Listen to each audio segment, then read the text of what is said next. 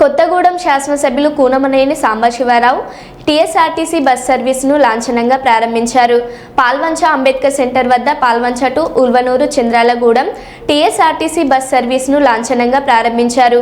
ఈ కార్యక్రమంలో వివిధ శాఖల అధికారులు, సిపిఐ కాంగ్రెస్ మిత్రపక్షాల నాయకులు, కార్యకర్తలు పాల్గొన్నారు.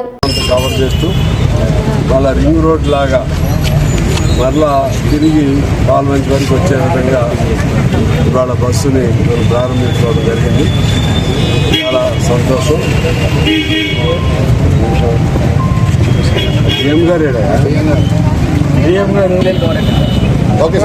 ఈరోజు పాల్వంచ టు ఉల్వనూరు బస్సుని మనం ప్రారంభించుకున్నాం.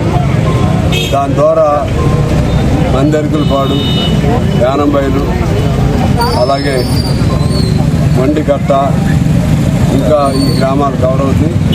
దాంతోపాటు రేగులగూడెం, చంద్రాలగూడెం కూడా కవర్ చేయడానికి ఆర్టీసీ వారు మాట ఇచ్చారు. అది కూడా కవర్ చేద్దామని ఇవన్నీ చూసుకుంటూ మళ్ళీ తిరిగి కొత్తగూడెం వెళ్తుంది. ప్రారంభమైంది పాల్వంచలో.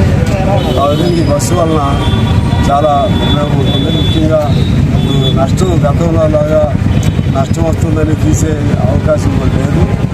కారణం ఇప్పుడు మహిళలకి ఉచిత బస్ సర్వీసు సౌకర్యం ఉండబట్టి అది గవర్నమెంటే భరించుకుంటుంది.